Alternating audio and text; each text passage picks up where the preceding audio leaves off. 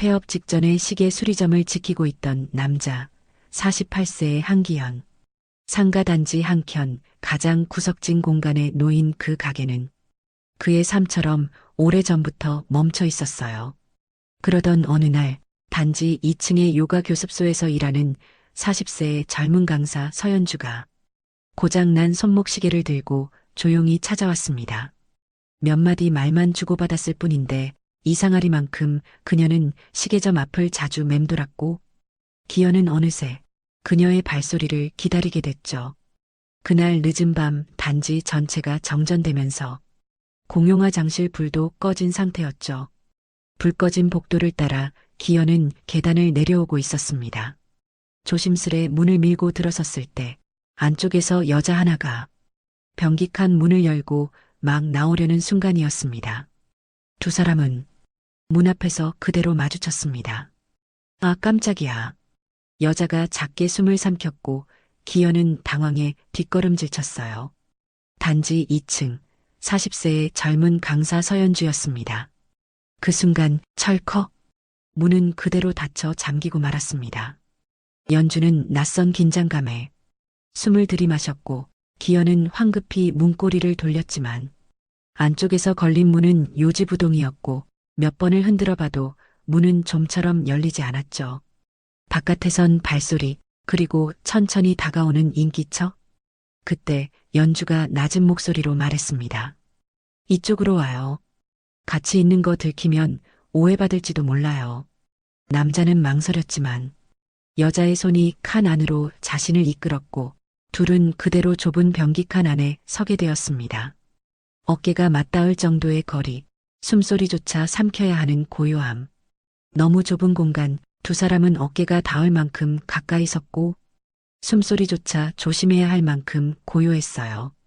잠시 후 화장실 문이 덜컥 열리며 낯선 남자의 투덜거림이 들렸습니다. 또 문이 말썽이네. 이거 고쳐야 한다니까. 그 남자는 바로 옆 칸으로 들어가 자리에 앉아 볼일을 보기 시작했고 두 사람은 꼼짝도 하지 않은 채 서로의 체온과 숨결만 삼키고 있었습니다. 단 몇 분. 하지만 그 몇 분은 그의 수십 년 인생을 흔들기엔 충분한 시간이었어요. 다음 날 아침 시계방 셔터를 열던 기현은 문득 고개를 들었습니다. 바로 앞 인도에 선 연주가 그를 보고 살짝 웃으며 다가오고 있었죠. 어제 맡긴 시계요. 찾으러 왔어요. 연주는 말없이 손목을 내밀었고 기현은 미처 준비도 못한 채 허둥지둥 안으로 들어갔습니다. 그녀가 고장난 시계를 맡긴 건 불과 하루 전이었습니다. 그런데도 기현은 마치 오래된 단골처럼 익숙한 손길처럼 그녀를 기다리고 있었어요. 조금 시간이 걸릴 줄 알았는데 금방 고쳐주셨네요. 연주가 웃으며 말하자 기현은 대답 대신 조용히 시계를 손목에 채워주었습니다. 그 순간 손끝이 닿았고 기현은 들킬까봐 조심스레 숨을 삼켰습니다. 연주는 짧은 인사만 남긴 채 돌아섰고 기현은 그녀의 뒷모습이 시야에서 완전히 사라질 때까지 아무 말도 하지 못했죠. 문이 닫히고 정적이 내려앉은 시계방 안. 기현은 한참 동안 그녀가 놓고 간 자리에 멍하니 서 있었습니다.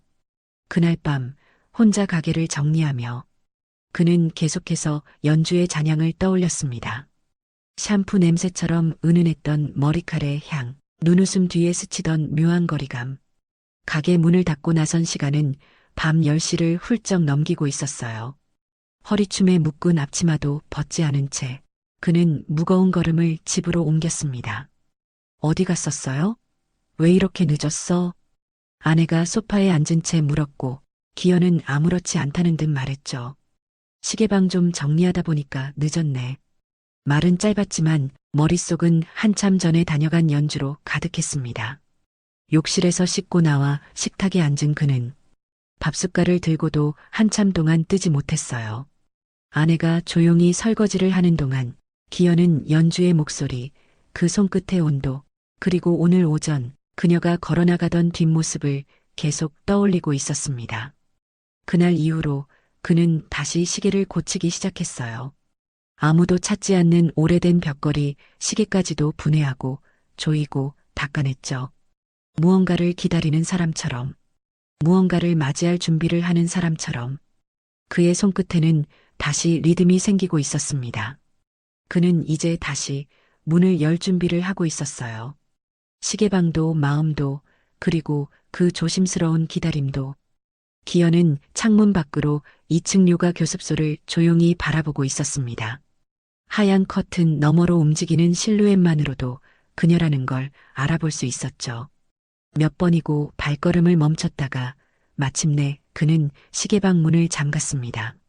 작은 상자 하나를 들고 조심스레 계단을 올랐어요.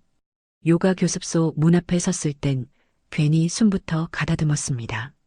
문을 열자 연주는 매트를 정리하던 손을 멈추고 고개를 들었죠. 아, 사장님 무슨 일로 오셨어요? 기현은 작은 상자를 내밀며 말을 꺼냈습니다. 혹시 시계 이상 없으셨나요? 연주는 잠시 멈칫하더니 눈을 가늘게 뜨며 묻듯이 웃었습니다. 시계 말고 저 때문이죠? 기현은 말없이 고개를 숙였습니다. 부정하지도 그렇다고 똑바로 바라보지도 못했어요. 잠시의 침묵 끝에 기현은 조용히 입을 열었습니다. 그날 이후 계속 생각이 나서요. 연주는 아무 말도 하지 않았고 교습소 안은 묘하게 고요해졌습니다. 그 고요 속에서 기현은 자신이 무슨 짓을 하고 있는 건지 스스로도 불안했어요. 하지만 돌아서는 대신 그는 끝까지 머물렀습니다. 연주는 천천히 다가와 상자를 받아들었습니다. 그 안엔 시계도 부품도 아닌 손수 닦은 천 한 장이 들어 있었어요. 혹시라도 줄이 손목에 불편하진 않을까 해서요. 괜한 말이었지만 그 순간 그는 다른 이유가 필요했습니다. 연주는 조용히 고개를 끄덕이고 말했습니다. 그날 그 시계 덕분에 저도 참 여러 생각했거든요.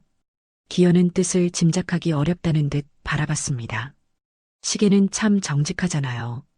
안 보인다고 멈추지 않으니까. 기현은 말없이 고개를 끄덕였습니다. 그러곤 천천히 문을 열고 다시 계단을 내려갔어요. 그의 발걸음은 올라올 때보다 훨씬 무거웠습니다. 하지만 마음 한편은 어딘가 조용히 움직이기 시작했죠. 그날 이후 그는 더 이상 평범한 일상으로 돌아갈 수 없을 것 같았습니다. 오후 5시 무렵 기현의 휴대폰에 아내의 이름이 떴습니다. 오늘은 좀 일찍 들어올 수 있죠?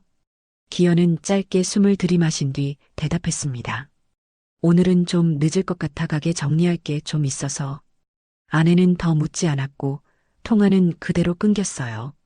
바로 그때 상가 유리문에 굵은 빗방울이 부딪히기 시작했습니다. 순식간에 쏟아지는 소나기에 바깥 풍경은 물안개처럼 흐려졌습니다. 기현은 창밖을 바라보다가 문득 누군가가 서 있는 걸 알아차렸어요. 연주였습니다. 우산도 없이 가느다란 몸으로 빗속에 서 있던 그녀는 시계방 안을 조용히 바라보고 있었죠. 기현이 문을 열기도 전에 그녀가 먼저 문고리를 밀었습니다. 잠깐 비 피하러 온 거예요. 그녀의 목은 젖은 머리카락 사이로 조용히 떨리고 있었습니다. 기현은 수건을 꺼내들며 다가갔고 연주는 그 손을 가만히 바라봤어요. 건네려던 수건이 손등에 스치자 그녀는 살짝 몸을 움찔했습니다. 기현도 화들짝 놀라며 손을 거두었고 잠시 두 사람 사이에 기묘한 정적이 흘렀습니다. 가게 안쪽에 시계 쌓인 방 있잖아요. 연주가 조용히 말했습니다. 거기 들어가 봐도 돼요? 기현은 아무 말 없이 고개를 끄덕였고 그녀는 먼저 안쪽으로 걸어 들어갔어요. 좁고 어두운 그 방은 오래된 시계들로 가득했죠. 기현이 뒤따라 들어서자 초침 소리들이 공간을 채웠습니다. 연주는 조용히 돌아서서 그를 바라봤습니다. 이상하죠. 여기 들어오면 그냥 아무 말도 하기 싫어져요. 기현은 그녀의 눈을 피하지 못했습니다. 낮은 천장과 오래된 목재 선반들 사이로 묵은 기름 냄새가 났어요. 여러 개의 시계들이 틱틱 소리를 내며 제각기 다른 시간을 알리고 있었습니다. 기현은 문을 닫고 방 안으로 들어섰습니다. 문이 닫히자 외부의 소음은 사라지고 오직 초침 소리만이 공간을 채웠어요. 연주는 한쪽 벽에 기대선 채 말없이 기현을 바라봤습니다. 그 시선에서 피하지 못한 기현은 천천히 그녀 쪽으로 다가갔어요. 말도 없고 움직임도 없었지만 공기는 분명히 달라졌습니다. 둘 사이엔 아무런 대화도 오가지 않았지만 모든 감정이 오가고 있었죠. 기현은 손을 뻗어 연주의 머리칼을 정리하듯 스쳤습니다. 연주는 고개를 피하지 않았고 그 손끝에 가볍게 눈을 감았습니다. 그녀의 눈꺼풀이 떨리는 걸 본 순간 기현은 조심스럽게 고개를 숙였습니다. 입술이 아주 짧게 닿았다가 떨어졌고 연주는 놀라지 않았습니다. 기현은 멈칫하다가 다시 한번, 이번엔 더 천천히 입술을 맞췄어요. 두 사람의 숨소리가 겹쳤고 초침 소리가 그 틈을 조용히 가르고 있었습니다. 빗소리는 여전히 밖에서 쏟아졌지만 방 안은 고요했습니다.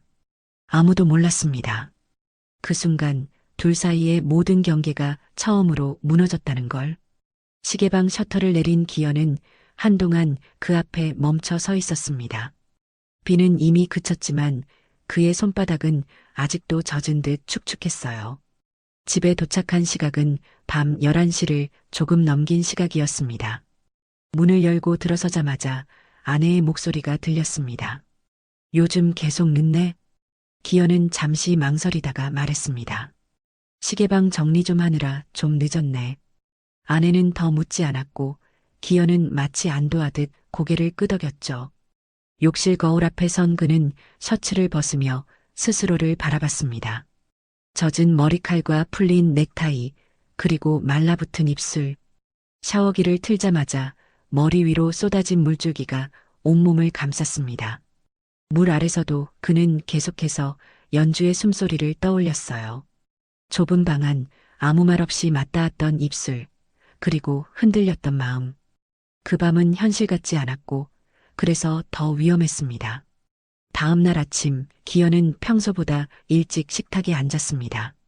식판처럼 반듯하게 놓인 반찬들을 바라보며 그는 숟가락만 만지작거렸죠. 아내는 묵묵히 반찬을 덜다가 말했습니다. 요즘 기분이 좋아 보여. 기현은 숟가락을 멈추고 아내를 바라봤습니다. 그래, 그런가.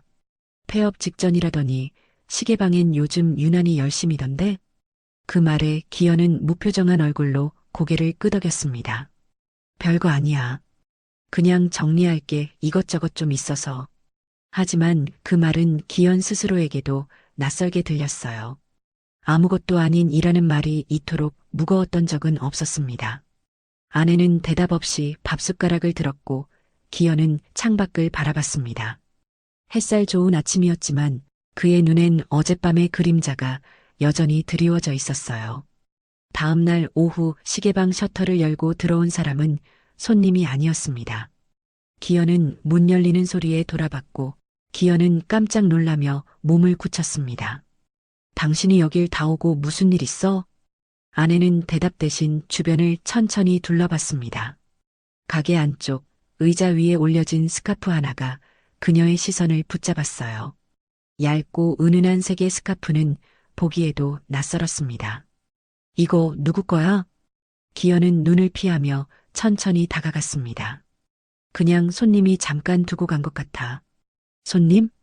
아내는 스카프를 들고는 코끝에 대어 보았습니다. 그리고 아무 말 없이 그것을 다시 내려놓았어요. 기현은 그녀의 표정을 살피며 말을 잇지 못했습니다. 언제 온 손님인데? 며칠 전에 시계 맡겼던 사람인데 그냥.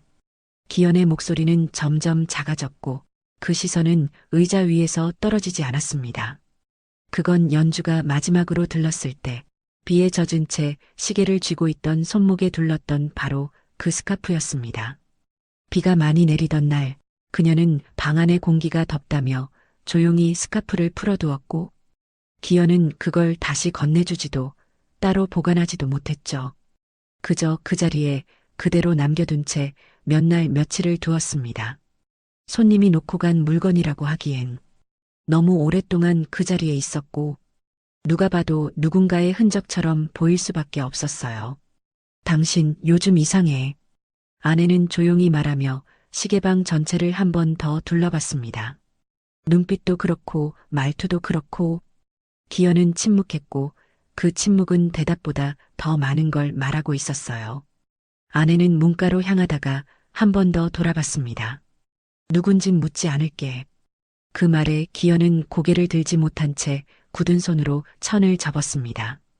가게 문이 닫히고 남겨진 공기는 이전과는 달라져 있었습니다. 그날 이후 기현은 자주 뒷문을 열어놓고 바람을 들였어요. 하지만 바람은 스카프에 남아있던 향까지는 지워주지 않았습니다. 며칠 만에 연주는 다시 시계방을 찾았습니다. 별다른 용건 없이 들렀다는 듯 그녀는 문 앞에서 한참을 망설였어요. 기현이 문을 열고 나오자 그녀는 아무 말 없이 고개를 숙였습니다. 근처에 볼 일이 있어서 그냥 잠깐. 그 말엔 이유가 없었고 기현도 굳이 이유를 묻지 않았습니다. 서로의 눈빛만으로도 감정은 충분히 전해졌죠. 그날 기현은 시계방 문을 일찍 닫았습니다. 두 사람은 아무런 계획 없이 나란히 걷기 시작했어요. 해는 이미 기울었고 바람은 낮보다 부드러웠습니다. 작은 골목을 돌다가 기현이 조용히 물었습니다. 잠깐 어디라도 앉아서 얘기할래요? 연주는 고개를 끄덕였고 그 말이 모든 것을 열었습니다. 도심 외곽 조용한 비즈니스 호텔에 두 사람은 함께 들어섰습니다. 프론트에선 아무 말도 하지 않았고 시선도 교차되지 않았어요. 문을 닫는 순간 방 안의 공기는 금세 달라졌습니다. 말보다 먼저 다가간 건 기현의 손이었습니다. 연주는 그 손을 밀치지도 피하지도 않았어요. 셔츠 단추가 하나씩 풀어졌고 그녀의 머리칼이 어깨 너머로 흘렀습니다. 한 걸음 다가가자 숨결이 겹쳤고 기현은 더는 멈추지 않았습니다. 둘 사이에 쌓였던 감정이 하나씩 풀어지듯 천천히 서로를 안았습니다. 그 밤은 조용했고 깊었고 너무도 명확했습니다. 불 꺼진 방 안 시계 소리는 없었고 오직 피부 위로 흐르는 온기만이 남았어요. 아침이 되자 기현은 처음으로 연주의 잠든 얼굴을 오래 바라봤습니다. 그녀는 눈을 감은 채 숨소리만 고르게 내쉬고 있었죠. 이불 밖으로 드러난 어깨에 손을 덮으며 기현은 말했습니다. 이번 주말 같이 산에 갈래요? 연주는 눈을 뜨지 않은 채 천천히 웃었습니다. 정상까지 올라가면 뭐가 보여요? 기현은 대답 대신 조용히 그녀의 이마에 입을 맞췄어요. 그날 이후 두 사람은 함께하는 시간을 계획하기 시작했습니다. 단지 그 시간이 얼마나 오래 갈 수 있을지 서로는 아직 묻지 않았을 뿐이었죠. 아내는 요 며칠 묘하게 말이 줄었습니다. 표정은 늘 그랬듯 무표정한데 말끝에 붙던 힘이 조금씩 달라졌어요. 기현은 그 변화를 모르는 척하려 했지만 몸은 이미 알고 있었죠. 아침마다 아내는 그보다 먼저 일어났고 대화 없이 밥상이 차려져 있었습니다. 기현은 여느 때처럼 출근하듯 시계방으로 향했습니다. 하지만 그의 손끝엔 어딘가 집중이 흐트러진 기운이 묻어 있었어요. 시계 태엽을 조이던 중 그는 문득 연주에게 보낸 메시지를 다시 확인했습니다. 토요일 오전 10시 산 입구에서 만나요.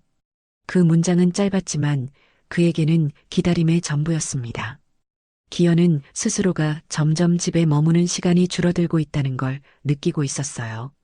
하루는 늦은 밤 귀가했을 때 책상 위에 놓인 자신의 지갑이 살짝 열려 있는 걸 발견했습니다. 작은 영수증 한 장이 조금 삐져나와 있었고 그건 호텔 주소가 찍힌 결제 내역이었죠. 기현은 아무 말도 하지 않았고 아내도 그에 대해 어떤 언급도 하지 않았어요. 대신 집안의 공기는 점점 더 조용해졌습니다. 주말 아침 기현은 조용히 짐을 챙겼습니다. 고작 등산복 한 벌과 작은 물병, 그리고 준비되지 않은 표정 하나. 아내는 묻지 않았고 그는 말하지 않았어요. 다녀올게. 그래. 짧은 대화였지만 그 안에 모든 감정이 담겨 있었습니다. 연주와의 만남은 약속된 시간보다 조금 늦게 시작됐습니다. 기현은 연주를 보자마자 웃었지만 안쪽 어딘가는 편치 않았어요. 산을 오르는 내내 그는 자꾸만 뒤를 돌아봤습니다. 멀리서 들리는 전화 진동을 무시한 채 그는 눈을 감은 연주의 뺨을 조용히 바라봤습니다. 그 순간에도 기현의 주머니 안에서는 아내의 전화가 계속 울리고 있었어요. 등산로는 가파랐지만 연주의 걸음은 경쾌하고 가벼웠습니다. 기현은 그녀의 뒷모습을 따라가며 자꾸만 시선을 아래로 떨구었죠. 얇은 운동복 너머로 드러나는 허리 라인과 땀에 젖은 티셔츠가 몸에 달라붙을수록 그의 시야도 점점 흐려졌습니다. 연주가 물을 마시며 티셔츠 밑단을 살짝 들어 올렸을 때 기현은 고개를 돌리며 한쪽 눈을 감았지만 이미 그 장면은 뇌리에 깊게 남아 있었어요. 하산할 땐 연주의 팔에 자연스레 손이 닿았고 그녀는 피하지 않았습니다. 시계방 문을 열고 들어섰을 때 기현의 숨은 고르게 가라앉지 않았습니다. 연주는 목덜미를 훔치며 한 손으로 머리를 묶었습니다. 기현은 그녀의 그 짧은 동작 하나에도 눈을 떼지 못하고 있었습니다. 그녀가 시계방 안쪽 의자에 앉자 기현은 다가가 앉지도 못한 채 가만히 그녀를 내려다봤습니다. 말없이 마주보던 순간 연주가 조용히 물었습니다. 왜 그렇게 봐요? 기현은 한 걸음 다가갔습니다. 너무 예뻐서 그래요. 그 말에 연주는 피식 웃으며 고개를 돌렸고 기현은 망설임 없이 고개를 숙였습니다. 입술이 닿자 연주는 짧게 숨을 들이마셨습니다. 이번엔 피하지 않았습니다. 기현의 손이 그녀의 옆구리를 더듬듯 감싸 안았고 그녀는 작게 몸을 떨었지만 그대로 그에게 기대왔어요. 그 순간 문에 달린 종이 작게 흔들렸습니다. 둘은 아직 입술이 닿은 채였고 기현의 손은 연주의 허리를 감싼 채였습니다. 천천히 고개를 돌린 기현의 눈에 문가에 서 있는 아내의 얼굴이 보였습니다. 아내는 말없이 두 사람을 바라보고 있었습니다. 그래, 여기 있었네. 그녀의 목소리는 낮고 또렷했습니다. 기현은 너무 늦게 몸을 떼며 일어섰습니다. 연주는 그대로 얼어붙은 채 아무 말도 하지 못했어요. 이제 다 봤어. 변명은 필요 없어. 아내는 다가오지도 않았고 멈춰선 자리에서 말했습니다. 언제부터였어? 호텔, 산, 이 가게까지 다 거짓말이었지?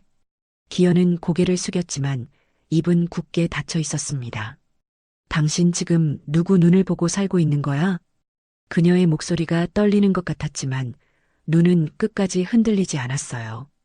연주는 조심스레 일어났지만 어떤 해명도 하지 않았습니다. 저 죄송합니다. 그 말 한마디에 아내는 처음으로 연주를 정면으로 바라봤습니다. 당신이 사과할 사람은 나 아니에요. 그 사람한테 해요. 그녀는 그렇게 말한 뒤 돌아서며 조용히 문을 닫았습니다. 작은 종소리가 다시 한번 울렸고 그 울림은 이번엔 길고 낮게 이어졌어요.